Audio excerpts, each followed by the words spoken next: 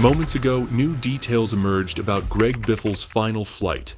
7 people were killed, among them retired NASCAR driver Greg Biffle. What started as a routine departure and became a chain of decisions and conditions that ended in tragedy.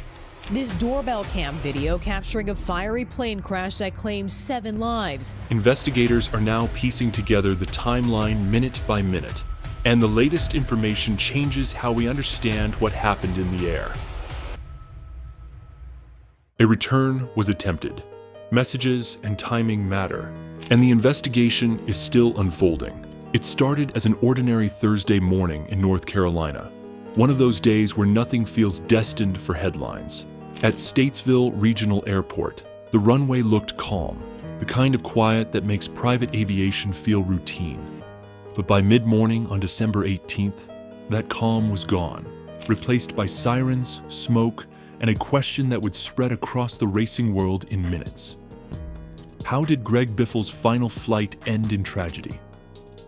The early reports indicate the aircraft was a Cessna 550 business jet, departing the Statesville area with 7 people on board, including Biffle and members of his family. The plan was straightforward, an outbound trip expected to be uneventful. No alarms, no warnings. Just another departure logged and cleared. But shortly after takeoff, something changed. Fast enough to force a decision no pilot ever wants to make at low altitude. Attempt a return. That single detail immediately reframes everything. In aviation, turning back isn't simply choosing to go home. It means the flight has already entered a critical window. Limited time, limited altitude, and rapidly shrinking options. The aircraft was no longer in cruise planning mode. It was in problem-solving mode where seconds matter and margins disappear. Investigators would later confirm that the jet attempted to return to the airport shortly after departure. Whatever was happening on board was serious enough to abandon the planned route, but not serious enough, yet, to allow a clean, controlled resolution. Then came the outcome no one wants to imagine. The jet went down. A post-crash fire erupted, described by first responders as intense and overwhelming. The destruction was so severe that authorities initially cautioned that identification would take time. By the end of the day, the confirmation came. All 7 people on board were killed, including Greg Biffle, his wife Christina, and their children. For fans, the shock was immediate, not just because of who was lost, but because of how suddenly it happened. A routine morning, a normal departure, and then everything gone. This is where the story truly begins, not with speculation, but with the timeline investigators are now reconstructing minute by minute.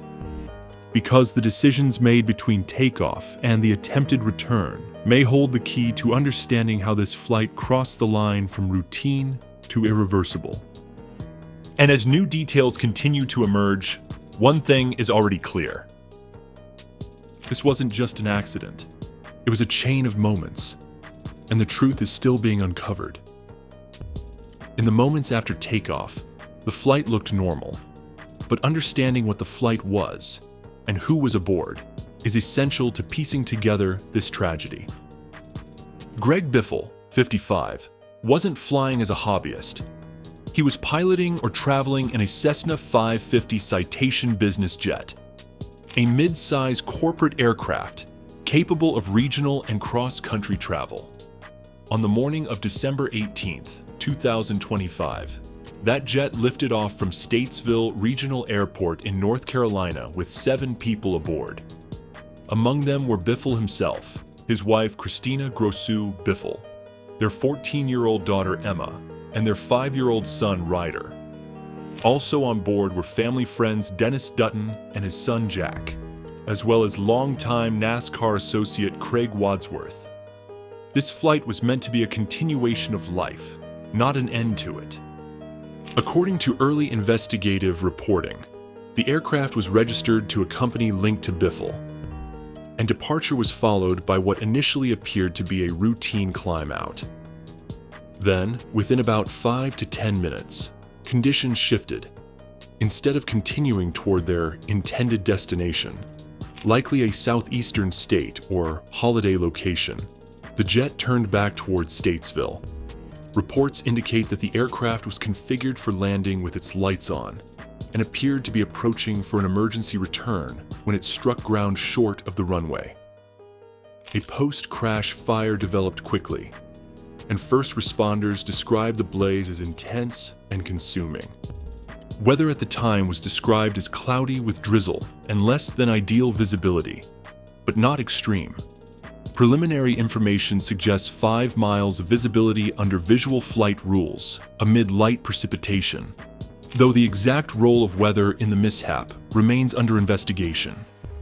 What makes this segment especially important is that the jet did not appear to climb to cruising altitude, and the emergency return was attempted very early in the flight. Investigators are reconstructing the cockpit decisions, environmental factors, and aircraft performance data to determine why the return was initiated and whether mechanical, weather, or other influences prompted it. What is clear so far is this: the flight path went from routine to critical in the span of minutes, and that short window, just minutes after takeoff, now defines the key questions aviation experts and investigators must answer as the inquiry moves forward. Minutes after departure, the flight entered the most dangerous phase of aviation. Not cruising, not landing, but the narrow window in between where decisions must be made with incomplete information and almost no margin for error.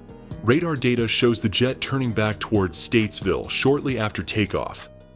That maneuver alone tells investigators something critical. Whatever problem developed was serious enough that continuing the flight was no longer viable. Pilots are trained to push forward when possible. Turning back, especially so soon after departure, is a last option calculation. At low altitude, a jet has limited energy, limited time, limited room to troubleshoot. Any issue, whether mechanical, environmental, or situational, compresses decision-making into seconds. Investigators believe the aircraft was attempting to line up for an emergency landing, its exterior lights illuminated, indicating the crew knew they were in trouble and were trying to get the jet on the ground as quickly as possible. This is the point where accidents often become unavoidable. Returning to the runway requires a precise balance of speed, altitude, and control.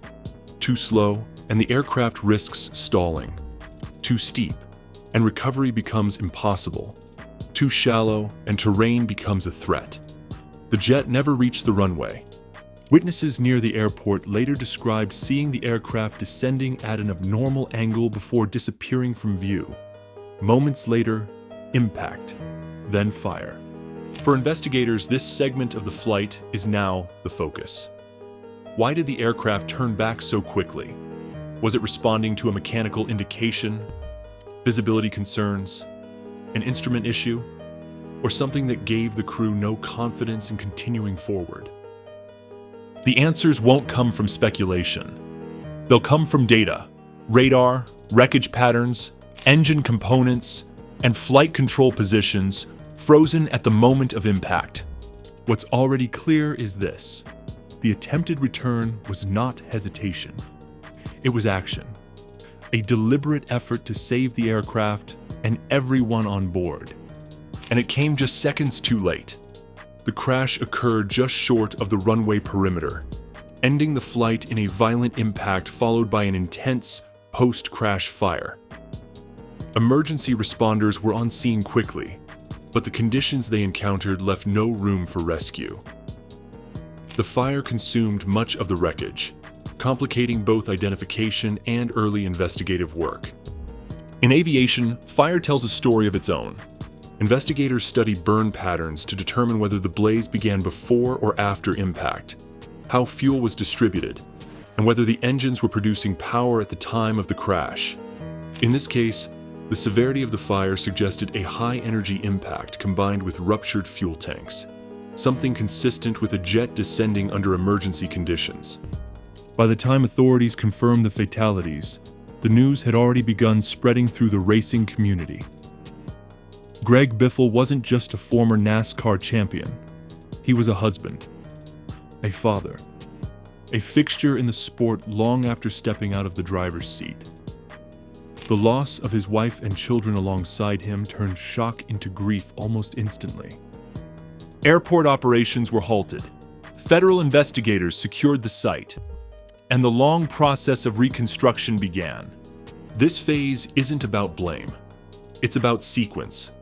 Investigators will catalog every piece of wreckage, map its location, and rebuild the aircraft's final moments, component by component.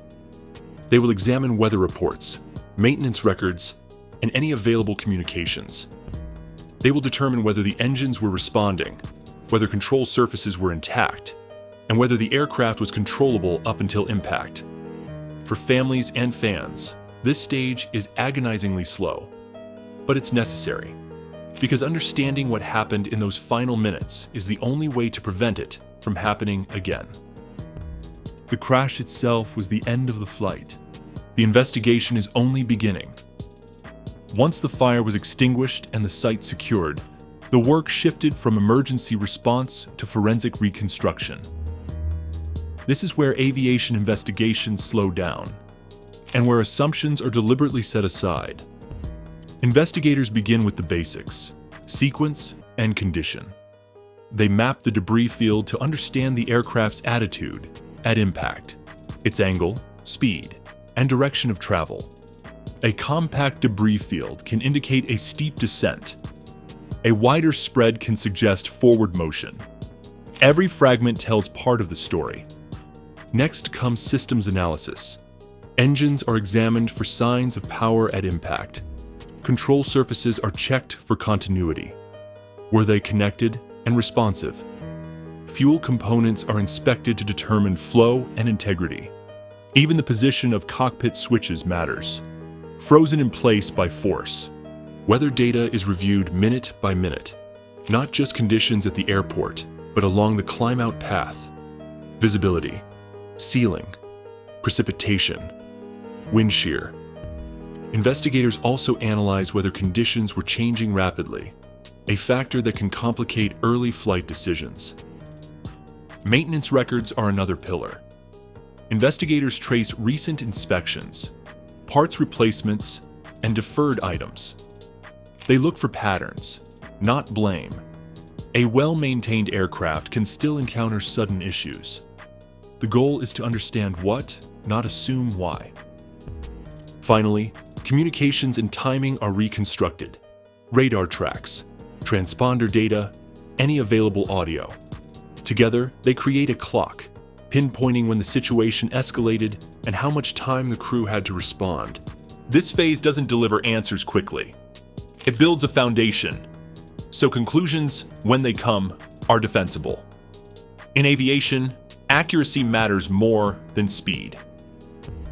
As investigators assemble the sequence, certain details begin to stand out, not as conclusions, but as anchors in the timeline. Chief among them is how early the emergency return was attempted. Turning back shortly after takeoff suggests a problem that developed quickly during the most demanding phase of flight. At that moment, altitude is limited and options are few. Investigators focus on why the return was chosen over continuing forward or diverting elsewhere, knowing that pilots make these decisions based on risk assessment in real time. Another critical detail is configuration. Reports that the aircraft appeared prepared for landing, lights illuminated, descent initiated, indicate purposeful action, not confusion. That matters. It tells investigators the crew was actively managing the situation, not overwhelmed by it. Fire behavior adds another layer. Post-impact fire intensity helps determine fuel state and impact energy.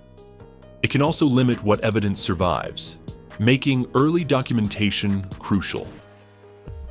Investigators photograph, catalog, and preserve components before removal, ensuring nothing is lost to time or weather. What's emerging isn't a single dramatic failure, but a compressed chain, events unfolding faster than a jet can safely accommodate at low altitude. That's why the timeline matters so much. Seconds can define outcomes. Small differences in speed, angle, or altitude can separate survivable landings from catastrophic impacts. As more data is synchronized, radar, weather, wreckage, the picture sharpens. Not to sensationalize, but to understand how quickly routine became critical. This tragedy struck a nerve far beyond aviation circles because of who was lost and how. Greg Biffle was known publicly as a competitor, but privately as a husband and father. The loss of an entire family reframed the story from an accident to a communal grief. For fans, the shock came from the contrast. A familiar name, a normal day, a routine flight. There was no warning arc, no long decline, just an abrupt end. That suddenness is what makes the story linger. Within racing, the response has been quiet and unified. Tributes focus less on statistics and more on character. That shift mirrors the investigation itself, away from spectacle towards substance. There's also a broader resonance. Many people rely on general aviation every day. Private flights that feel ordinary, even mundane. This incident is a reminder that aviation, while extraordinarily safe, is unforgiving when margins collapse. It underscores why investigations are meticulous and why lessons matter. As the inquiry continues, answers will come, but not all at once. Aviation doesn't offer simple villains or instant closure. It offers understanding built carefully, piece by piece. What remains now is patience, for families seeking truth, for a community processing loss, and for investigators tasked with turning tragedy into knowledge that might save lives in the future. The flight has ended. The impact is ongoing, and the story grounded in facts and care is still being written. As the investigation moves forward, there are questions that cannot yet be answered, and investigators are careful not to rush them. Aviation accidents rarely come down to a single cause. They are almost always the result of multiple factors converging in a narrow window of time. One of the central questions is what prompted the attempted return so early into the flight. Was there a mechanical indication, a flight control anomaly, a visibility concern, or something that made continuing forward feel more dangerous than turning back? Investigators won't speculate until the evidence aligns. Another unresolved issue is altitude and energy management. At low altitude, jets have little margin to trade speed for lift. Understanding whether the aircraft had sufficient airspeed and control authority during the turn back toward the runway is critical. Small differences, just a few knots or degrees, can change outcomes entirely. Weather remains part of the conversation, but not the conclusion. Investigators examine how conditions interacted with the aircraft and crew, not whether weather alone caused the crash. Even marginal weather can be manageable until it intersects with another problem. There are also human factors questions: workload, timing, and decision compression. How much information did the crew have, and how quickly did they have to act? These aren't judgments. They're realities of flight. For now, these questions remain open, and that uncertainty is intentional. In aviation, premature answers do more harm than good.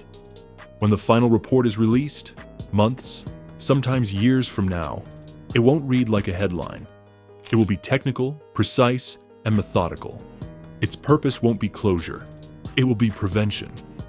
The report will likely focus on sequence first, the exact order of events from takeoff to impact. That includes aircraft configuration, flight path, and timing. Establishing sequence allows investigators to test scenarios against evidence. Next will come systems performance. Engines, controls, avionics, and fuel systems will be evaluated to determine what was working, what wasn't, and what changed during the flight. Even components damaged beyond recognition can leave clues. Human factors will be addressed carefully. Investigators assess training, experience, and decision-making. not to assign blame, but to understand how real pilots respond under real pressure. These findings often lead to recommendations that improve training and procedures industry-wide. Weather, airport environment, and operational context will be woven into the analysis, not as isolated causes, but as contributors or stressors. The final report may not deliver a single, dramatic explanation. Instead, it will likely describe a chain, events that, individually survivable, became catastrophic when combined. That's how aviation learns, not through assumptions, but through evidence. Greg Biffle's legacy won't be defined by the final minutes of a flight. It will be defined by decades of competition, resilience, and the life he built beyond the track, with his family at the center of it. This story matters not because it is tragic, but because it is human. A routine day, a familiar airport, a decision made under pressure, and a loss that rippled through far more than one community. For racing fans, it's a reminder that heroes exist beyond their helmets. For aviators, it reinforces why procedures, preparation, and humility matter, even with experience. For families, it's a stark reminder of how fragile certainty can be. The investigation will eventually conclude. Findings will be published. Recommendations will be issued. And the aviation world will quietly adjust, because that's how safety improves. But the absence left behind doesn't resolve on a timeline. As this documentary closes, the focus returns to why these stories are told at all. Not to relive tragedy, but to understand it, to learn from it, and to honor those lost by ensuring their final journey contributes to safer skies for others. The flight ended. The questions continue. And the responsibility to learn from every detail now belongs to all of us. Moments ago, the doors to Greg Biffle's private garage were finally opened. You want your legacy to be, respect, and you want to treat, my parents always taught me that treat people the way you want to be treated. And what was found inside stopped even seasoned NASCAR insiders cold. 1 lap remaining for Greg Biffle. Here he is, Greg Biffle. First time in a truck since 2004. This wasn't a room built to impress fans or preserve trophies.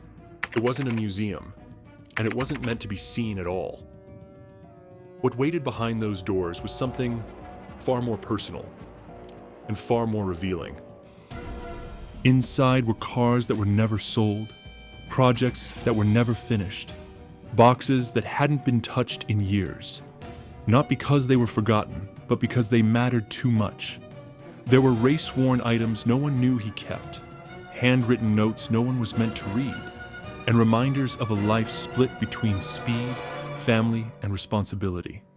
Nothing inside felt accidental. Nothing felt staged, and nothing felt complete. As those closest to him began cataloging what remained, one truth became impossible to ignore. This garage wasn't about what Greg Biffle had already done. It was about what he still believed was ahead. And the deeper they looked, the clearer it became why fans everywhere would soon be left speechless. Because what they found didn't just change how people remember Greg Biffle, it changed how they understand him. The garage stayed closed for days after the news broke.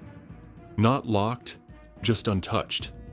As if opening it too soon might make everything feel permanent.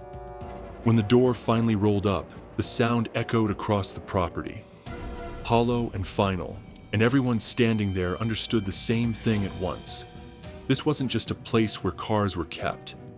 This was where Greg Biffle lived when the world wasn't watching. Inside, the air smelled familiar. Oil, rubber, metal warmed by time. But what stopped people cold wasn't nostalgia. It was order. The space was laid out with the precision of a race shop, not the chaos of a collector's garage. Every tool had a place. Every shelf was labeled. Nothing felt staged, nothing curated for fans. This was a working environment, frozen mid-stride. There were no velvet ropes, no plaques explaining accomplishments. Instead, there were clipboards, tags, and handwritten notes taped to cabinets. It felt like walking into a race weekend that had simply paused. The first shock came quickly. No wall of trophies, no championship shrine. People expected glory on display. What they found instead was discipline, purpose. A man who never stopped preparing, even when he didn't have to prove anything anymore. Along one wall sat cars under covers, not showpieces, but machines kept ready. Fluids changed, batteries tended, tire pressures marked in chalk. These weren't museum pieces. They were waiting. In the corner, a folding table held stacks of folders, neatly arranged, each one dated. Not scrapbooks, logs, plans, records of a life measured not in applause, but in responsibility. Someone quietly said it out loud before realizing he thought he had more time.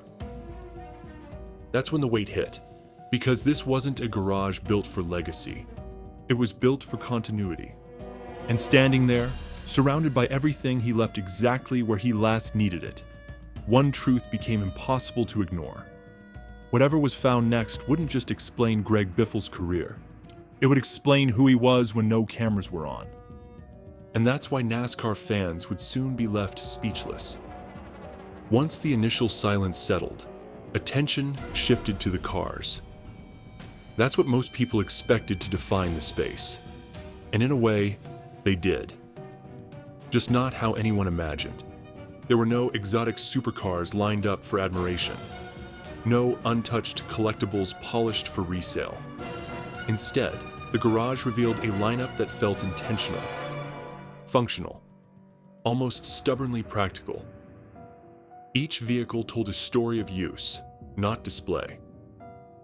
Several cars were clearly track-focused, street-legal builds tuned with racing discipline, suspension notes taped inside door frames, alignment specs written in grease pencil on the firewall, tire compounds stacked and labeled by temperature range, not brand loyalty. These weren't trophies. They were tools. One car in particular drew attention, tucked beneath a cover that hadn't been disturbed in years. Not forgotten, preserved. The cover was worn thin where hands had gripped it before, as if the decision to stop touching it had been deliberate. Nearby, a clipboard hung from a nail with a short checklist. The last box, final shakedown, unchecked. The message was clear. He wasn't done with this car. He was waiting for the right moment. What surprised everyone was how little of the garage catered to nostalgia.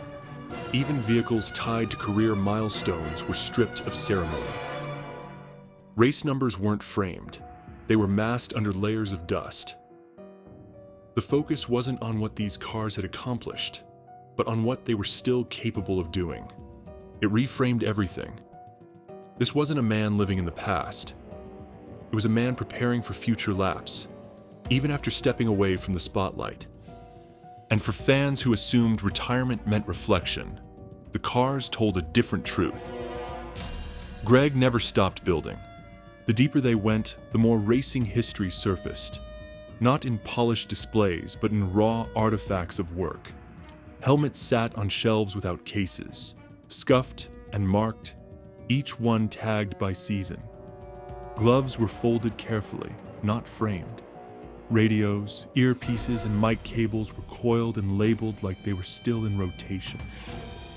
This was racing history without the gloss. Bins held race-used parts wrapped in shop towels, each marked with a date and track name. A cracked splitter edge, a bent suspension component. Nothing thrown away. Everything cataloged, as if every failure had value, every mistake a lesson worth keeping. One cabinet opened to reveal stacks of setup sheets and laminated checklists. Tire pressures adjusted by degree. Notes about track grip written in shorthand, only a racer would understand. It was obsessive, yes, but purposeful. This wasn't hoarding, it was reference. And then came the pit boards. Not mounted, not preserved. Leaning against the wall, edges chipped, numbers faded. The kind of things fans never think about once the race is over. But here they were, kept, not as souvenirs, but as reminders of communication under pressure. The absence of trophies became more striking the longer they looked. Championships weren't the currency of this space. Process was, preparation was, the grind was. This wasn't a shrine to success. It was an archive of effort. And it forced a realization that hit harder than any highlight reel. Greg Biffle didn't measure his career by wins. He measured it by how seriously he took the work, right down to the smallest detail. Along the back wall sat a series of uniform boxes, each labeled by year, not with race wins, but with seasons. The handwriting was neat, consistent, almost clinical. These were the years that defined him, and they were stored with care, not celebration. Opening them felt invasive. Inside were binders filled with sponsor proposals, race weekend schedules, travel plans, and handwritten notes about team dynamics.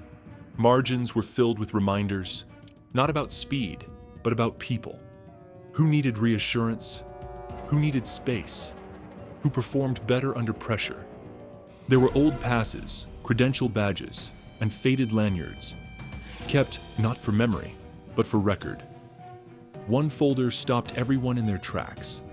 It was labeled like a project plan, dated long after his final full-time season. Inside were notes outlining future involvement, mentorship ideas, appearances, a timeline that extended forward. He wasn't closing chapters, he was drafting new ones. The boxes made something painfully clear. Retirement hadn't been an ending. It had been a reorganization, a shift from driving to building, from competition to continuity. And the garage, quiet, methodical, unfinished, was proof. Because this wasn't the space of a man who believed his best days were behind him. It was the workspace of someone who thought he still had time. And that realization changed the tone of the room completely. It wasn't marked, no label, no divider. But everyone knew when they reached it that this part of the garage was different. Tucked away from the cars and race gear was a small, deliberate space that felt almost out of place. A shelf at child height, a pegboard with tiny earmuffs hanging neatly from hooks. A box filled with hero cards, not pristine, but bent at the corners, clearly handled by small hands. This wasn't a display, it was a reminder. Inside a plastic bin were drawings in crayon and marker, stick figures next to race cars, misspelled names, dates scribbled in the margins. On one, a car was colored bright blue with the word Dad written above it. Another had a simple message: be safe. That's when the mood shifted. Because suddenly, the garage stopped being about NASCAR. It became about balance, about a man trying to live two lives in the same space, one built on speed and precision, the other on patience and protection. There were child-sized gloves next to adult ones, helmets stacked carefully, with a smaller set resting on top like they belonged there. Someone noticed that the kids' hearing protection was newer than most of the race gear, as if safety had become more important than sentiment. This corner explained what interviews never could. It showed how much effort went into making sure racing didn't swallow everything else, how seriously he took the responsibility of being present, even while living at full throttle. For fans, this was the moment the garage stopped being impressive and started being heartbreaking. Along another wall, stacked with the same care as the racing equipment, were items that had nothing to do with NASCAR at all. Flight logs, fuel receipts, handwritten route notes, maps with circles drawn in marker, boxes labeled by region instead of racetrack. This was the part of Greg Biffle's life many fans only vaguely knew about. But the garage showed it wasn't a side project. It was systematic. There were lists of supplies, medical kits inventoried down to bandages, portable generators, tie-down straps, everything packed and staged like a mission, not a hobby. Notes were clipped to bins with dates and short phrases. Hurricane run, flood drop, fuel relay. This wasn't charity for attention. It was logistics for impact. The same precision he applied to racing was here. Planning, redundancy, preparation. He treated helping people the same way he treated competition. Seriously, quietly, and without fanfare. One folder included handwritten reminders. Confirm landing clearance. Call local contact. Don't post. That last line lingered. It explained why so few people knew how much he did. He wasn't building a brand. He was solving problems. The garage didn't frame him as a hero. It showed him as someone who believed usefulness mattered more than recognition. And in the context of everything else found inside those walls, it revealed a truth fans hadn't fully grasped. Racing was only one way he measured purpose. It was a small metal cabinet, pushed against the back wall, partly hidden behind shelving. No lock, just a strip of tape across the front with 2 words written in marker, "Do not toss." Inside was a binder, not racing notes, not financial paperwork, something else entirely. It was organized. Tabs labeled clearly. Contacts, instructions, copies of documents. A section titled, "If Something Happens." Another labeled, "For the Kids." No drama, no goodbye letters, just preparation. There were handwritten notes explaining things that only a parent would think about. Who to call, what mattered, what didn't.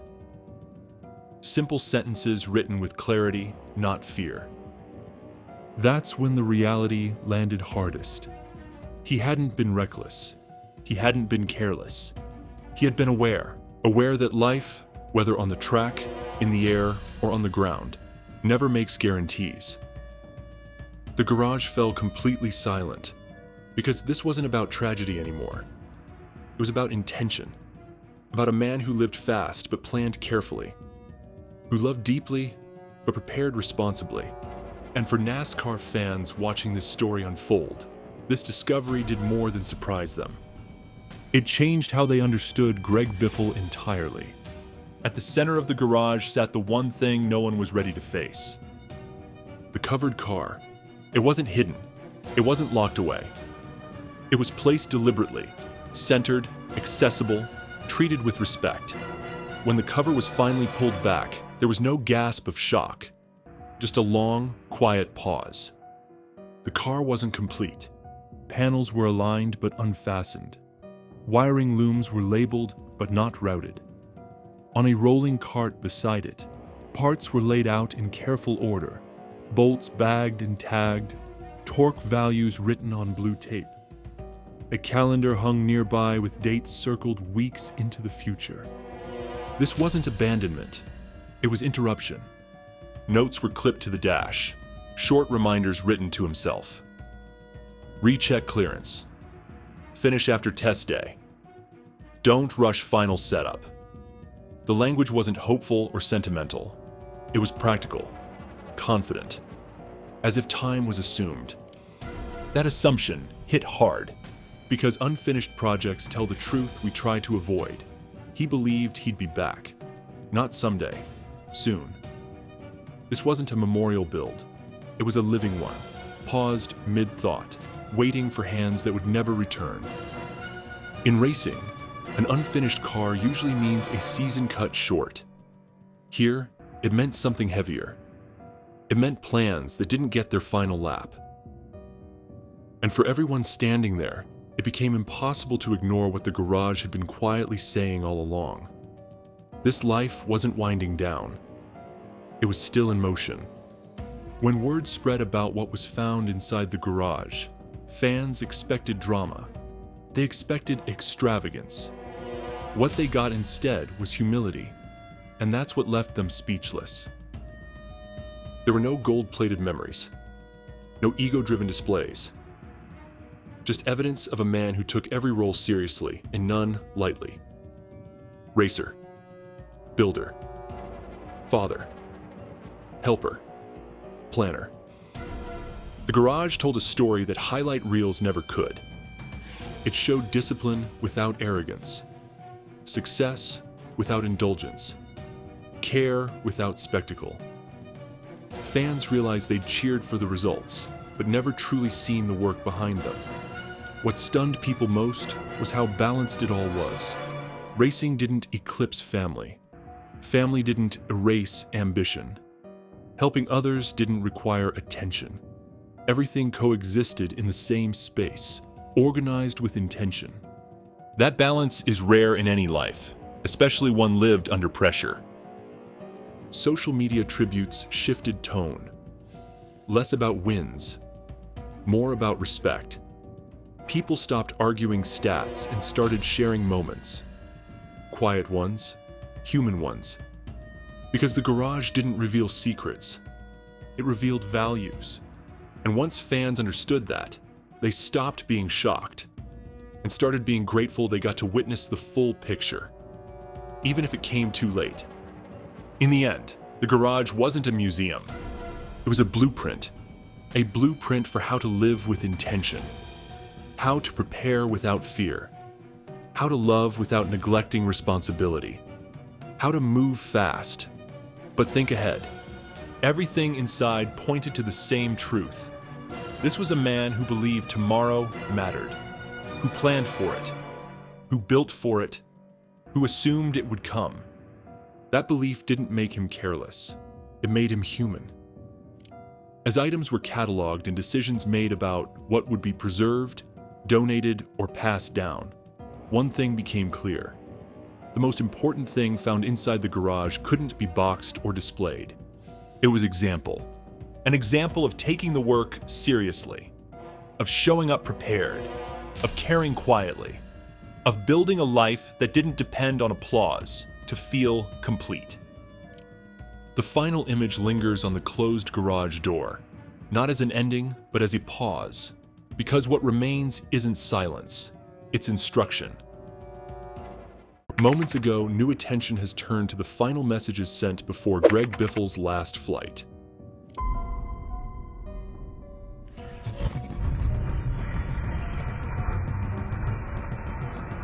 NASCAR legend Greg Biffle has died in a jet that crashed at the Statesville airport. Greg Biffle, his wife, and 2 kids dead in a tragic plane crash just days short of the NASCAR icon's 56th birthday.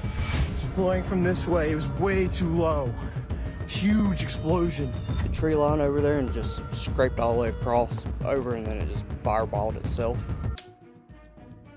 Short, ordinary, almost easy to miss, but placed into context, they now carry a weight no one expected. What was said, who received them, and what they reveal about those final hours may be the clearest window we have into what happened. By every outward measure, the day began like countless others before it. There were no warnings, no frantic calls, no indication that anything was out of place. Greg Biffle went about the morning with the same discipline and routine that had defined his life for decades. Measured, organized, and purposeful. According to those familiar with the timeline, the plans for the flight were set well in advance. It wasn't spontaneous. It wasn't rushed. Travel had always been part of Greg's world, whether for racing, business, or personal commitments. Aviation, like motorsports, was something he approached with respect and preparation, not impulse. Early communications from that day reflected nothing unusual. Messages were practical, confirmations, small updates, the kind of exchanges people send without thinking twice, because there's no reason to. No emotional weight, no sense of urgency, just normal life continuing forward. That normalcy matters. In investigations involving aviation tragedies, context is everything. Investigators don't just look for what went wrong. They look for signs of stress, disruption, or last-minute changes. In this case, the absence of those signs is one of the most striking details. There were no reports of hesitation about the flight, No conversations suggesting concern about weather or equipment. No changes to plans that might suggest doubt or second thoughts. To the people he communicated with, Greg sounded exactly like himself. Focused, calm, and forward-looking. That's what makes the day so difficult to process in hindsight. Because when tragedy strikes, people instinctively search backward, looking for meaning in moments that weren't meant to carry any. But at the time, nothing stood out. The day didn't feel heavy. It didn't feel final. It felt routine. And that routine is what anchors everything that follows. Understanding how ordinary the day was helps frame the messages that came later. Not as premonitions, but as snapshots of life in motion. A man moving through his plans with no indication that anything was about to change. This wasn't a day marked by endings. It was a day built on expectation. And that expectation of returning, of continuing, of more time ahead, is what gives the final communications their weight. Not because of what they warned about, but because of what they assumed. The tragedy that followed didn't interrupt a crisis. It interrupted a life that was still very much underway. By every outward measure, the day began like countless others before it. There were no warnings, no frantic calls, no indication that anything was out of place. Greg Biffle went about the morning with the same discipline and routine that had defined his life for decades. Measured, organized, and purposeful. According to those familiar with the timeline, the plans for the flight were set well in advance. It wasn't spontaneous. It wasn't rushed. Travel had always been part of Greg's world, whether for racing, business, or personal commitments.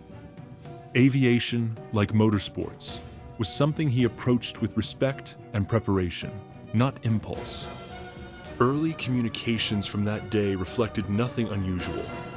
Messages were practical, confirmations, small updates, the kind of exchanges people send without thinking twice, because there's no reason to, no emotional weight, no sense of urgency, just normal life continuing forward. That normalcy matters. In investigations involving aviation tragedies, context is everything. Investigators don't just look for what went wrong. They look for signs of stress, disruption, or last-minute changes. In this case, the absence of those signs is one of the most striking details. There were no reports of hesitation about the flight, no conversations suggesting concern about weather or equipment, no changes to plans that might suggest doubt or second thoughts. To the people he communicated with, Greg sounded exactly like himself, focused, calm, and forward-looking. That's what makes the day so difficult to process in hindsight. Because when tragedy strikes, people instinctively search backward, looking for meaning in moments that weren't meant to carry any. But at the time, nothing stood out. The day didn't feel heavy. It didn't feel final. It felt routine. And that routine is what anchors everything that follows. Understanding how ordinary the day was helps frame the messages that came later, not as premonitions, but as snapshots of life in motion. A man moving through his plans with no indication that anything was about to change. This wasn't a day marked by endings. It was a day built on expectation. And that expectation of returning, of continuing, of more time ahead, is what gives the final communications their weight. Not because of what they warned about, but because of what they assumed. The tragedy that followed didn't interrupt a crisis. It interrupted a life that was still very much underway. As the day progressed, the timing of those messages began to matter more than their content. Investigators looked closely at proximity, how close communications occurred to key events like departure, taxi, or takeoff, because timing helps establish sequence without speculation. In this case, messages were sent well within a window that suggested preparation, not haste. There were no last-minute flurries of communication, no sudden changes. No rush to explain or justify decisions. Everything unfolded in an orderly way. That matters because abrupt shifts in communication patterns can signal disruption. Here, there was none. Context is critical. Aviation investigations rely on layering information, weather reports, maintenance records, air traffic communication, and personal messages to build a coherent picture. Personal messages don't explain causes, but they help rule things out. What they ruled out here was distress. There was no evidence of panic, no sign of confusion, no indication that Greg was reacting to an unexpected problem before departure. The messages aligned with someone executing a plan, not responding to a crisis. For families, timing can be especially painful. Knowing how close in time ordinary messages were to the flight forces. A confrontation with how suddenly circumstances can change. The distance between on the way and silence can be measured in minutes. But timing alone doesn't imply awareness. It simply marks the boundary between communication and the unknown. That boundary, clean, abrupt, and unremarkable, is often where investigations begin.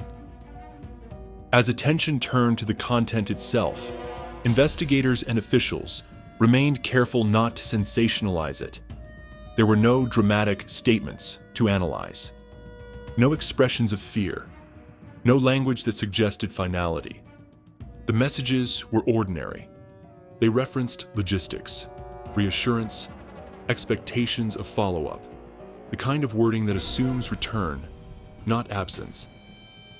That simplicity is often misinterpreted after tragedy, but it's important to understand it for what it is. Not a clue, but a snapshot. Investigators focus less on poetic interpretation and more on consistency. Were the messages aligned with previous behavior? Did the tone match past communications? In this case, the answer was yes. That consistency matters because it helps eliminate false narratives. There's a common belief that final messages carry hidden meaning. In reality, most do not. They reflect the sender's assumption that the day will continue normally. And that assumption is exactly what these messages showed. For the recipients, rereading them later brought a different weight. Words that once felt disposable became permanent. Not because they predicted anything, but because they were the last. That distinction is important. The messages didn't explain what happened. They didn't reveal cause or responsibility. They simply confirmed something both comforting and devastating at once. Greg Biffle did not anticipate tragedy. He was living forward. And that fact, more than any specific phrase, is what gives the messages their lasting significance. As attention turned to the content itself, investigators and officials remained careful not to sensationalize it. There were no dramatic statements to analyze, no expressions of fear, no language that suggested finality. The messages were ordinary. They referenced logistics, reassurance, expectations of follow-up, the kind of wording that assumes return, not absence. That simplicity is often misinterpreted after tragedy, but it's important to understand it for what it is, not a clue, but a snapshot. Investigators focus less on poetic interpretation and more on consistency. Were the messages aligned with previous behavior? Did the tone match past communications? In this case, the answer was yes. That consistency matters because it helps eliminate false narratives. There's a common belief that final messages carry hidden meaning. In reality, most do not. They reflect the sender's assumption that the day will continue normally. And that assumption is exactly what these messages showed. For the recipients, rereading them later brought a different weight. Words that once felt disposable became permanent. Not because they predicted anything, but because they were the last. That distinction is important. The messages didn't explain what happened. They didn't reveal cause or responsibility. They simply confirmed something both comforting and devastating at once. Greg Biffle did not anticipate tragedy. He was living forward, and that fact, more than any specific phrase, is what gives the messages their lasting significance. Equally important as what was said is what wasn't. There were no warnings, no expressions of fear, no language of finality. Investigators pay close attention to absence, because absence rules out speculation. There were no just in case remarks, no unusual emotional weight, no sense of goodbye. Everything pointed forward. This matters because popular narratives often assume people sense danger before tragedy. In reality, that's rarely true. Most accidents don't announce themselves. They interrupt ordinary moments. The lack of concerning language helped eliminate theories early on. There was no evidence of distress before the flight. No indication Greg believed something might go wrong. The messages were consistent with someone expecting to land, follow up, and continue with plans. That absence doesn't make the outcome easier. It makes it more jarring. Families often struggle with this detail the most. There's a desire to believe there were signs, that something could have been noticed or prevented, but the messages offered no such clues. And that's a painful truth. They weren't incomplete. They weren't cryptic. They were simply normal. And normalcy, when paired with sudden loss, becomes its own kind of shock. The messages didn't fail to warn. There was nothing to warn about until it was too late. At some point after the final messages were sent, communication ended.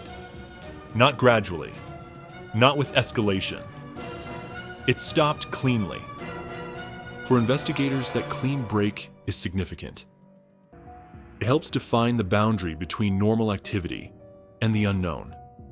Everything before that moment appears routine. Everything after is silence. This transition from communication to absence is where investigation begins in earnest. Flight records, air traffic control data, environmental conditions, mechanical history. The personal timeline ends, and technical analysis takes over. For those waiting on the other end, the silence wasn't immediate cause for alarm. Flights don't require constant messaging. Time passed before concern grew. Then minutes became questions. Questions became calls. Calls went unanswered. Silence, when unexpected, changes tone quickly. That's when the weight of the final messages truly settled in. Not as warnings, but as proof that nothing seemed wrong until suddenly, everything was. The stop in communication didn't explain what happened. It simply marked when the world changed. And that's why this moment matters so much. Because the final messages weren't dramatic. They weren't prophetic. They were ordinary. And ordinary moments, interrupted without warning, are what make tragedies like this so hard to comprehend. They remind us that life doesn't fade out.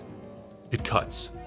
In aviation investigations, final messages are not treated as emotional artifacts. They are treated as context. They don't explain causes, but they help define mindset. And that distinction matters. When investigators reviewed the final communications from Greg Biffle, they weren't searching for hidden meaning. They were looking for deviation. Anything that suggested stress, confusion, hesitation, or reaction to an unfolding problem. They found none. This is why investigators are careful not to elevate final messages beyond their actual value. Messages don't reveal mechanical failure. They don't account for sudden environmental changes. They don't capture events that unfold faster than human response. What they do provide is a snapshot of normalcy. In this case, the messages reinforced a critical baseline. Greg was operating within expectation. There was no evidence he perceived danger, nor any indication he was responding to a developing emergency before communication ended. That allows investigators to narrow focus. If the human element shows no distress beforehand, attention shifts more heavily toward technical, environmental, or situational factors that arise without warning. This is often frustrating for the public. People want final messages to explain tragedy. But investigations don't work that way. The absence of warning doesn't mean answers are missing. It means the event itself was abrupt. Final communications are not conclusions. They are borders. And in this case, they clearly mark the edge between a normal day and a sudden, irreversible outcome. For fans, the impact of the final messages wasn't technical. It was personal. The words themselves weren't dramatic. That's what made them devastating. They sounded like something anyone might send before traveling. Something forgettable. Something disposable. And that's exactly why people couldn't stop thinking about them. Fans are used to racing being dangerous, but danger in motorsports is visible. Loud, televised. This was different. This was quiet. Ordinary, private. The messages forced fans to confront a truth that's harder than spectacle. Tragedy doesn't always arrive with warning signs. Sometimes it arrives in the middle of a normal sentence. That realization reframed how people remembered Greg Biffle, not just as a competitor, but as a person moving through a day with plans, expectations, and unfinished conversations. People imagined receiving those messages themselves, imagined replying later, imagined the silence that followed. That identification is what made the story linger. The messages became symbolic, not because of what they said, but because of what they assumed. They assumed more time, and that assumption is universal. That's why fans reacted with restraint instead of outrage. Why speculation was quieter. Why tributes focused less on stats and more on presence. Because in those final communications, people didn't see a legend preparing for an ending. They saw someone living forward. When all the analysis is done, the hardest part of this story is accepting its limits. We know Greg Biffle's final messages were ordinary. We know they showed no distress. We know they did not anticipate tragedy. What we may never know is why the day ended the way it did. Final messages don't solve accidents. They don't assign cause. They don't offer closure. What they offer is something quieter and more unsettling. A reminder of how suddenly certainty can vanish. It's natural to want those messages to mean more, to hold answers, to explain what went wrong. But sometimes the truth is simpler and more painful. Nothing was wrong until it was. The messages confirm one thing clearly. Greg wasn't preparing for goodbye. He was preparing for continuation. And that's where this story ultimately rests. Not in mystery, not in speculation, but in the space between expectation and outcome. The final messages Greg Biffle sent were not warnings or farewells. They were evidence of life in motion, cut short without announcement, and that's why they matter. Not because they explain the tragedy, but because they remind us how quietly it can begin. When news broke about Greg Biffle's final flight,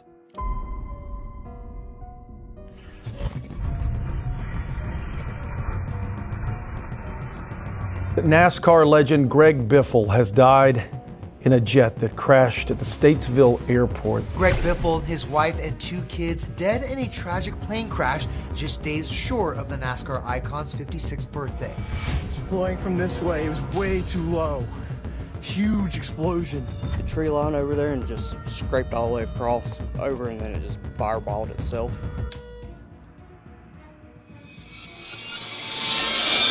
fans focused on the tragedy itself. But what's been harder to process is who was on that plane with him, and why those 7 lives mattered far beyond racing. These weren't passengers chasing headlines. They were family. They were loved ones. And they were part of a story that deserves to be told carefully. Before anything else, it's important to slow this story down and set clear boundaries. Tragedies like this attract attention quickly, And attention, when left unchecked, often turns into speculation. This video does not do that. Authorities have confirmed that 7 people were on board the aircraft alongside Greg Biffle. Beyond that, there is no publicly released passenger manifest with full personal details. Names have not been formally disclosed. Relationships have not been exhaustively outlined. And that absence is not accidental. This story is not about uncovering private messages. It is not about guessing identities. And it is not about turning loss into curiosity. Instead, this video focuses on what is known and why restraint matters just as much as information. What has been confirmed is that every person on that flight was personally connected to Greg. These were not random passengers. They were not business associates brought together by coincidence. They were people who shared trust, familiarity, and history with him. That fact alone reshapes how this tragedy should be understood. It's also important to be clear about what this video will not do. It will not speculate about conversations. It will not assign motives or causes. It will not fill gaps with assumptions, simply because silence feels uncomfortable. Silence, in this case, is intentional. In ongoing investigations involving loss of life, privacy isn't a lack of transparency. It's a form of respect. Families are still grieving. Details are still being handled with care. And not every piece of information belongs in the public space simply because the person involved was well known. That distinction matters. When tragedies involve public figures, there's a tendency to treat every associated detail as public property. But the presence of fame does not erase the right to dignity, especially for those who never chose the spotlight. So from the start, this video makes a promise to the viewer. It will tell this story carefully. It will focus on roles and relationships rather than identities, on meaning rather than minutia, and on humanity rather than headlines. Because before this was a news story, it was a private journey.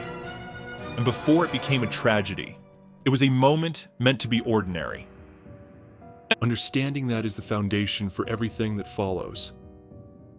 One of the first misconceptions that surfaced after the news broke was the idea that this was some kind of celebrity or racing-related trip. That assumption is understandable. Greg Biffle was a public figure, but it's also incorrect, and correcting it matters. This flight was not connected to NASCAR. It was not tied to business obligations. It was not part of a media appearance, sponsorship event, or professional schedule. It was a private journey. The aircraft was being used the way thousands of private flights are used every day, not for spectacle, but for convenience and time. The goal wasn't attention, it was arrival. Plans were made with the expectation of landing, unpacking, and continuing life as normal. That detail reframes everything. When tragedy strikes involving a well-known name, it's easy to assume the circumstances must be extraordinary. But in this case, what stands out most is how ordinary the intention was. There was no sense that this flight carried heightened importance or risk beyond any other private trip. People on board were not passengers, in the way the word is often used. They weren't strangers sharing space for a few hours. They were traveling together because they belonged together in that moment. That shared purpose is what separates this from impersonal aviation accidents involving random manifests. Understanding that this was a private, non-professional flight is essential. It shifts the story away from public spectacle and back toward personal loss. It reminds viewers that this wasn't a chapter in a racing career. It was part of a family's life. And that distinction sets the emotional foundation for understanding who those 7 people were, even without knowing their names. What has been confirmed and carefully acknowledged by those close to the situation is that several of the people on board were immediate family members. That single fact changes the weight of the story entirely. These were not people orbiting Greg Biffle because of his fame. They weren't attached to a brand or career moment. They were part of his private world, the one that existed long before trophies, contracts, and headlines. Family flights are different. The atmosphere is different. Conversations are different. Expectations are different. These are the people who know routines, habits, and inside jokes that never appear on television. The people who experience life with you when the cameras are off. This was not a group brought together by opportunity. It was a group bound by relationship. And that matters because it reframes the loss. The tragedy didn't just take a public figure. It took an entire shared future. Birthdays, holidays, ordinary mornings, conversations that were never finished. There's a temptation, especially in public tragedies, to center the most recognizable name. But doing so risks minimizing the others involved. In this case, the presence of family makes it clear that every seat on that plane represented someone deeply woven into a shared life. These were people who loved Greg for reasons unrelated to racing, who knew him before success defined him, who were part of his identity beyond competition.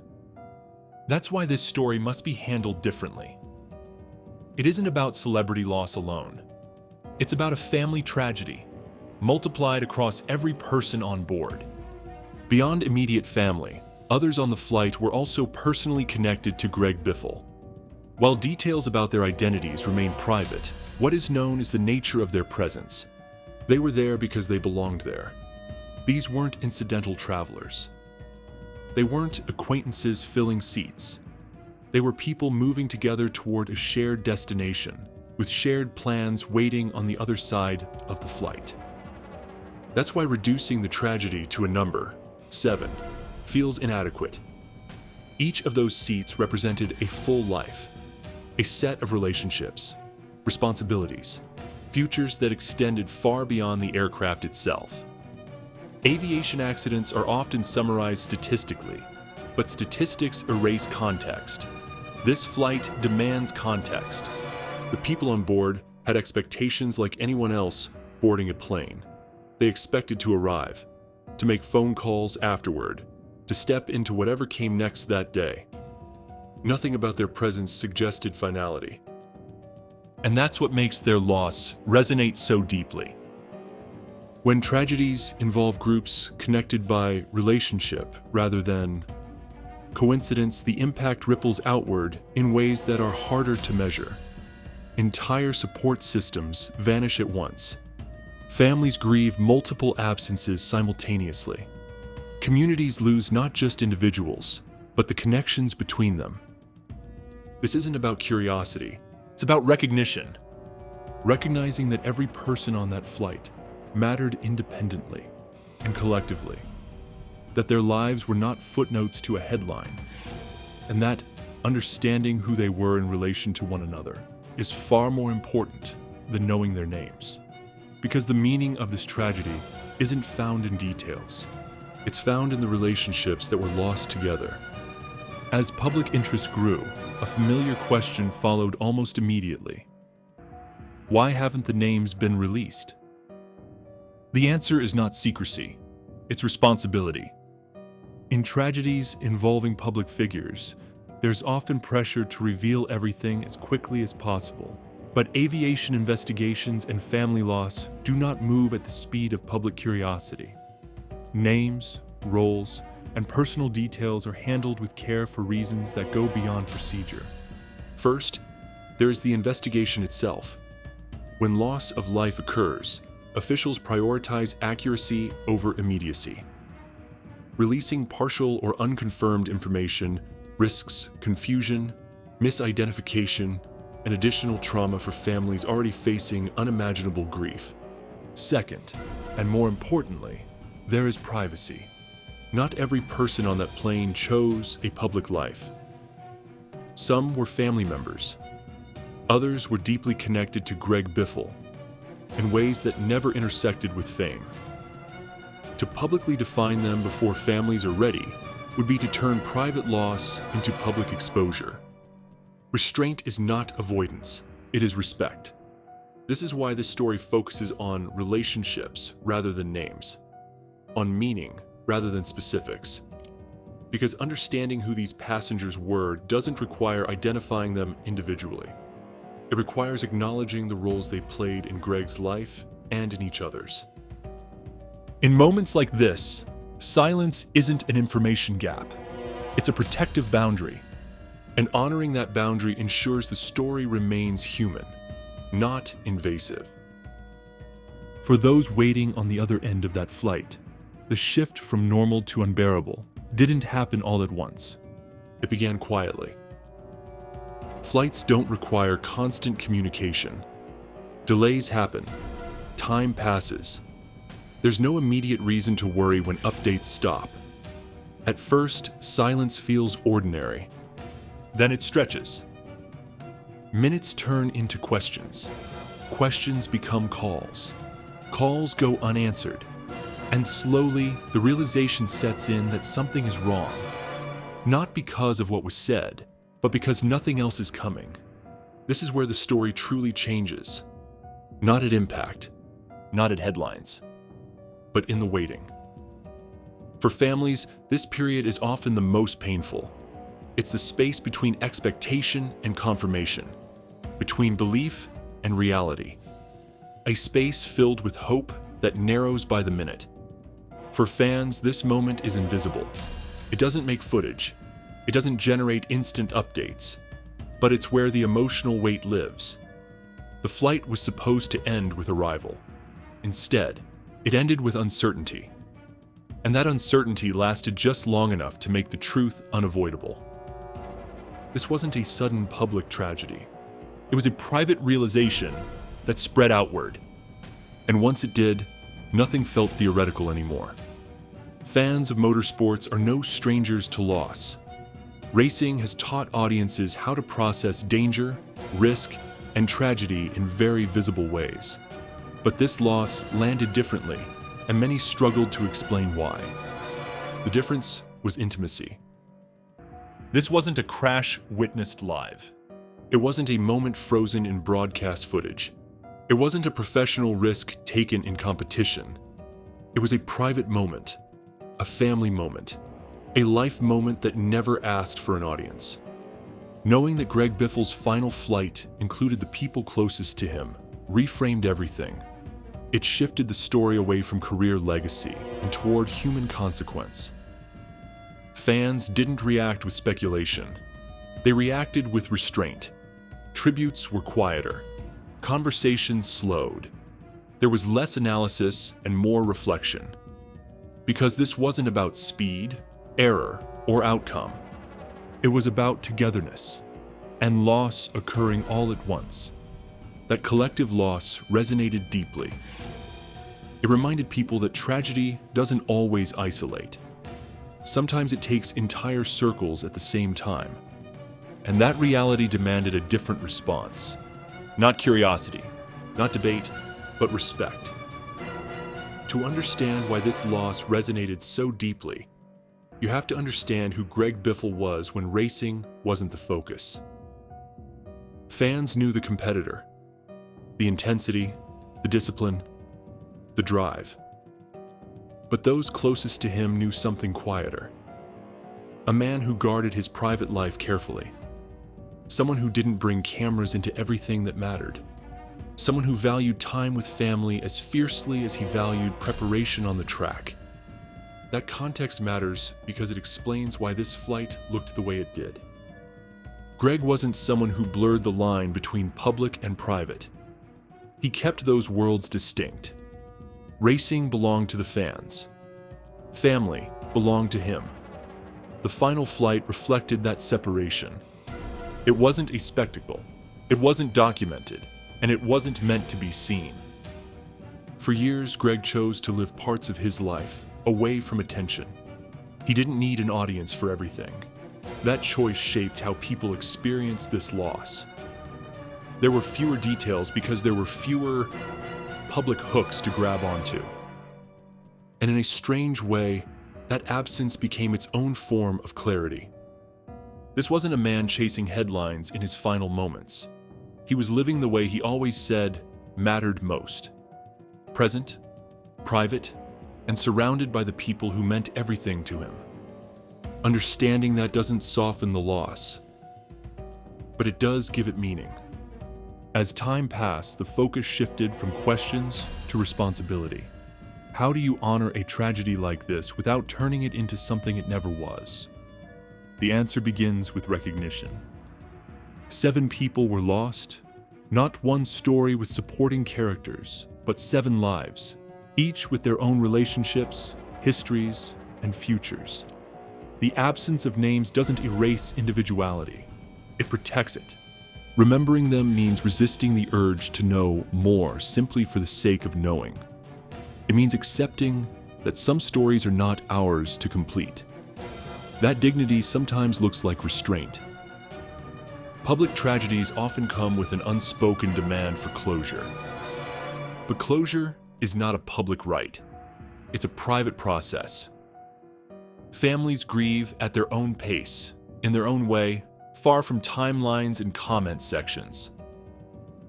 The most respectful way to remember all 7 lives is to acknowledge what they shared: connection. They weren't bound together by coincidence or circumstance. They were traveling together because they mattered to one another. That matters more than names ever could. When communities choose empathy over curiosity, remembrance becomes meaningful instead of intrusive. It allows space for grief without forcing it into a narrative. And in this case, that choice honors everyone on board. In the end, this story was never about an aircraft, a route, or a set of unanswered technical questions. It was about people. It was about a private journey that became public only because it ended in tragedy. About how quickly ordinary moments can become permanent memories. And about how loss multiplies when it takes entire circles instead of individuals. The story of Greg Biffle's final flight doesn't ask to be solved. It asks to be understood, carefully, respectfully, and without projection. What matters most isn't the sequence of events. It's the relationships that existed before them, the trust that brought those 7 people together, the shared expectation of arrival. This documentary doesn't end with answers, because answers aren't what this story offers. It offers perspective, a reminder that public figures still live private lives, that tragedy doesn't announce itself, and that sometimes the most powerful response is simply to acknowledge loss without trying to own it. The final truth is simple. The story of that flight isn't just about how it ended.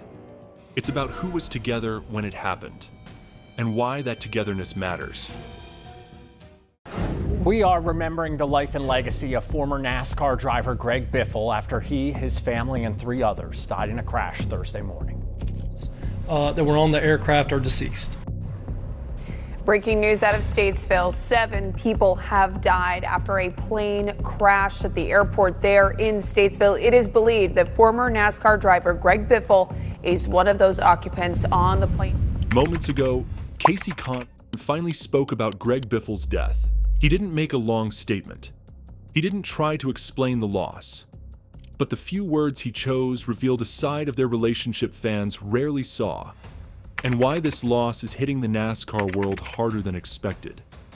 This wasn't just about racing. This was personal. For days, the NASCAR world waited. Not for answers, there weren't any, but for acknowledgement. And when Casey Kahn finally spoke about the death of Greg Biffle, it wasn't with a press conference or a prepared tribute. It came quietly, carefully, in words chosen as much for what they didn't say as for what they did. The timing mattered. Kahn is not someone who rushes into public grief. Throughout his career, he's been deliberate, measured in interviews, reserved in emotion, respectful of boundaries. So his decision to speak, even briefly, carried weight. Fans noticed immediately, not because of theatrics, but because of tone. There was no attempt to summarize the tragedy, no speculation about the accident, no commentary on investigations or circumstances. Connie focused on the man, not the moment, on shared history, not headlines. That restraint is what made the statement resonate. Those close to the sport recognized it instantly. This wasn't performative grief. This was a racer acknowledging the loss of someone who existed in the same pressure-filled world, someone who understood the grind, the risk, and the quiet moments away from cameras. Khan's words were short, but intentional. He referenced Greg as a competitor he respected and as a person he knew beyond the track. He didn't list wins or championships. He didn't revisit famous races. Instead, he spoke about character, about the kind of presence Greg had in the garage, and the kind of person he was when the helmets came off. That choice reframed the conversation. Because when someone as reserved as Khan speaks, it signals that the loss has crossed from public tragedy into personal impact. It tells fans that this isn't just another name in racing history. It's someone whose absence is felt by the people who shared the track, the travel, and the years. In that moment, the focus shifted, away from speculation, away from noise, and towards something quieter and heavier. The understanding that for those who raced alongside Greg Biffle, this loss isn't about how it happened. It's about who isn't there anymore. And that's why Casey Khan's words, few as they were, landed so deeply. Part 2. Why Casey's silence lasted. Before Casey Khan spoke, his silence was noticeable. But for those who know him, it wasn't surprising. Khan has never been a driver who fills space with words simply because people are waiting. Throughout his career, he's chosen restraint over reaction, especially when emotions are involved. In moments of tragedy, some voices emerge immediately. Others wait, not because they feel less, but because they understand the weight of speaking too soon. Khan falls firmly into the latter category. He's always been deliberate about separating private grief from public expectation, and in this case, that boundary mattered more than ever. The loss of Greg Biffle wasn't just another incident in the racing world. It was deeply personal for many drivers who came up in the same era, speaking to early risks, reducing a life to a headline. Khan chose not to do that. Those close to him have described his process as internal. He listens. He reflects. He waits until he can speak with clarity rather than emotion alone. That approach explains why his silence wasn't avoidance. It was respect. Fans often want immediate statements because they feel like acknowledgement equals care. But for drivers who've lived through decades of loss, acknowledgement sometimes comes quietly, once the shock settles and the reality becomes real. Connie didn't delay because he didn't care. He delayed because he did. And when he finally spoke, it was clear he wasn't responding to pressure from fans or media. He was responding to a personal sense that it was time. Time to honor someone who mattered, not just to the sport, but to him. That intentional silence gave his words weight, because when Casey Khan chooses to speak, it's never casual. To fans, Casey Khan and Greg Biffle were often seen simply as competitors, drivers fighting for position, points, and pride in one of NASCAR's most competitive eras. But inside the garage, the relationship was more layered than rivalry alone. They came up during a time when NASCAR was intensely physical and mentally demanding. Respect wasn't given freely. It was earned over years of racing side by side, often inches apart at high speed. Khan and Biffle earned that respect from one another the hard way. They weren't inseparable friends. They didn't need to be. Their connection was forged through shared experience, through the grind of long seasons, the pressure of expectations, and the unspoken understanding that only drivers truly share. Connie has always spoken about competitors in terms of professionalism and character, and Biffle fit that description. Greg was known for preparation, intensity, and a seriousness about the craft that other drivers noticed immediately. He wasn't flashy. He was focused. That focus created trust on track. Drivers knew what to expect from him. That kind of predictability at speed is a form of respect, and it doesn't come easily. When Khan referenced Greg in his remarks, it wasn't about rivalry. It was about shared time, shared miles, shared understanding.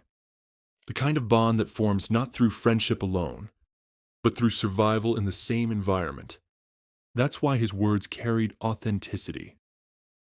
They came from someone who didn't just watch Greg Biffle race, but raced with him, against him, and alongside him through years that shaped both of their careers. What stood out most about Casey Khan's comments wasn't their length, it was their focus. He didn't speak about the accident itself. He didn't analyze circumstances or speculate about causes. Instead, he centered his words on Greg Biffle as a person, not a headline.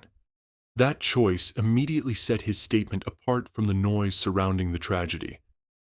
Khan spoke about respect, about the kind of driver Greg was, about the seriousness he brought to the sport and the presence he carried in the garage. There was no attempt to dramatize the loss or elevate it beyond what it was, a deeply personal absence. He avoided cliches, no rehearsed lines, no emotional exaggeration, just acknowledgement. That simplicity mattered. In a sport where emotions often run high and statements can feel performative, Khan's restraint felt genuine. He didn't need to convince anyone of his sincerity. It came through in what he chose not to say as much as what he did. By focusing on Greg's character rather than his resume, Khan reminded fans of something important. Careers end, but reputations endure. And within the NASCAR community, Greg Biffle's reputation was one of seriousness, commitment, and respect. Khan's words didn't try to close the chapter. They simply recognized that a presence, once constant, was gone. And for those who listened closely, that acknowledgement carried far more weight than any long tribute ever could. Inside the NASCAR garage, loss is not unfamiliar. Drivers understand risk in a way few others do. But this loss landed differently, and that difference was felt almost immediately. Greg Biffle's death wasn't tied to competition. It didn't happen on track, in front of peers, or within the structured danger of racing.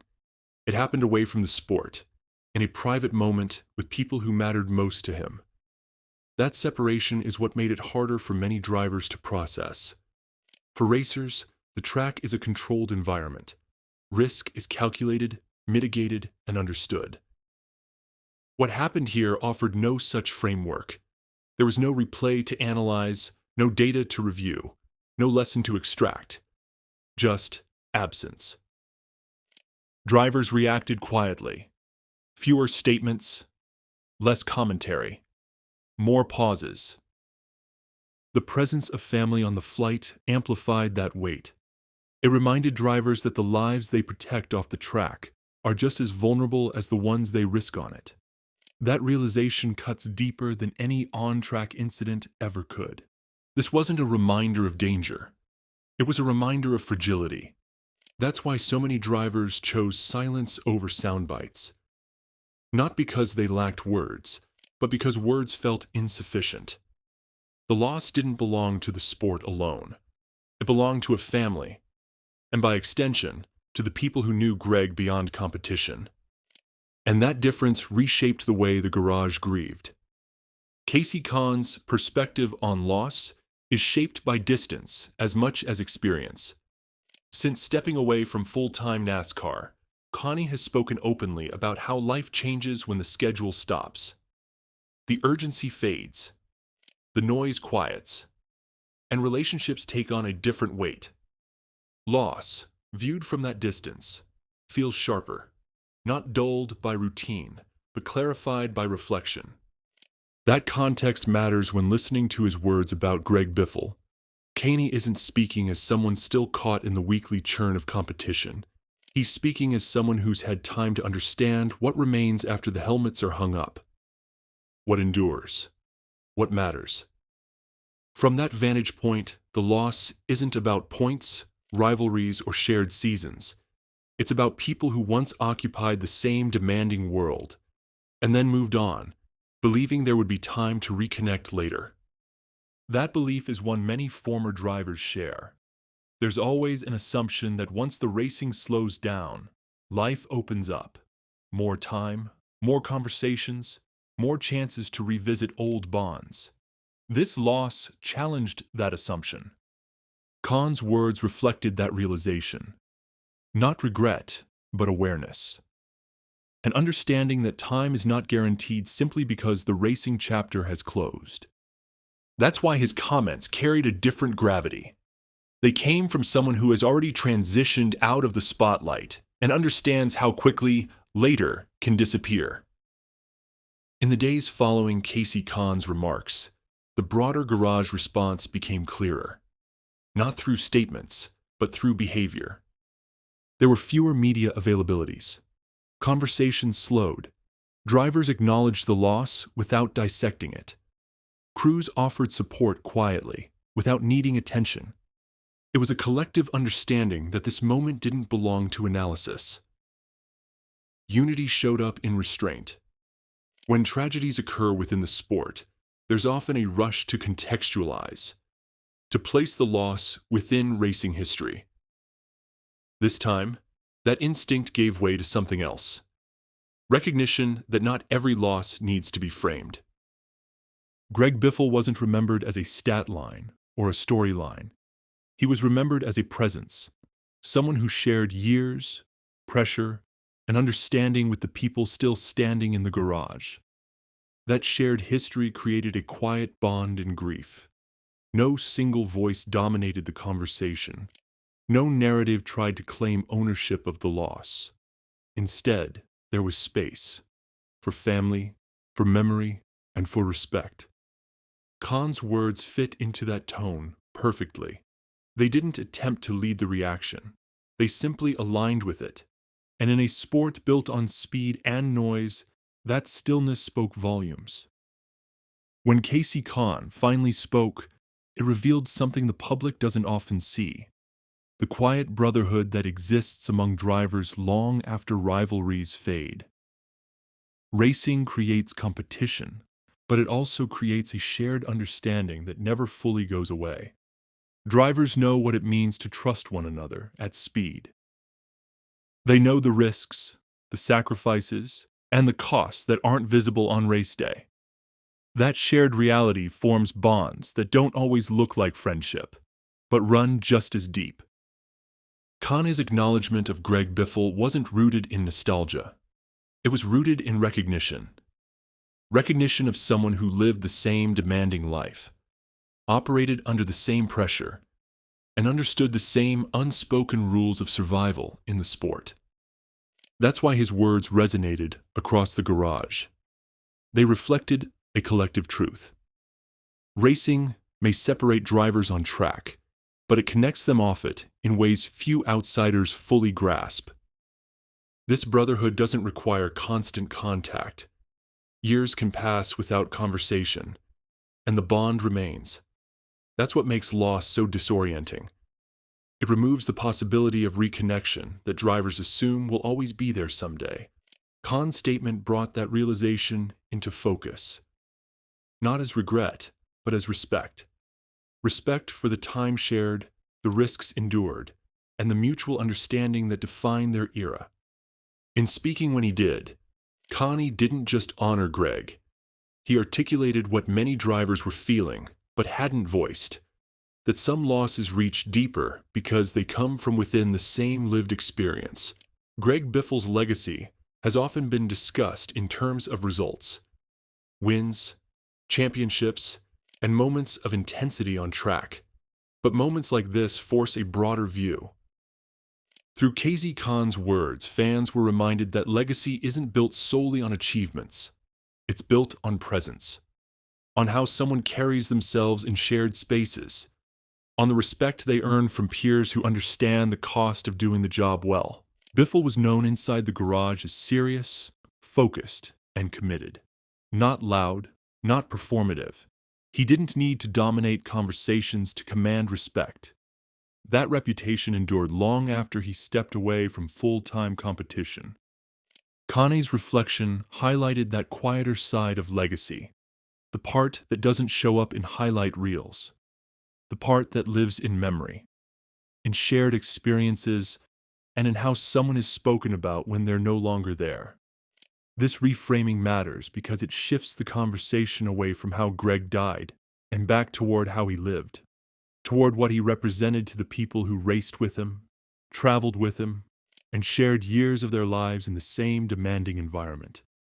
Legacy, in this sense, becomes less about record books and more about character. And that's the version of Greg Biffle that Casey Kahn chose to acknowledge, without embellishment, without spectacle, and without needing to say more than necessary. In the end, what made Casey Kahn's decision to speak so meaningful wasn't the content alone. It was the timing and intention behind it. He didn't rush to comment. He didn't try to shape the narrative. He didn't seek attention in a moment that didn't belong to him. Instead, he waited until he could speak with clarity and respect.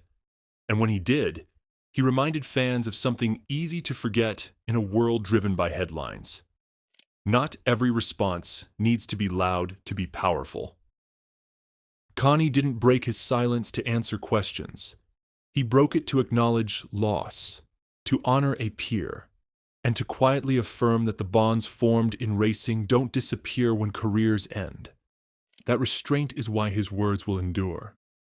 They didn't attempt to close the story. They didn't offer explanation or comfort. They simply recognized absence and allowed space for grief without trying to define it. As this documentary concludes, the focus returns to that original moment. A few carefully chosen words, spoken not for the public, but for the truth they carried. Casey Kahn didn't speak to explain Greg Biffle's death. He spoke to remind us that some losses are felt most deeply by those who shared the road, long before the world was watching.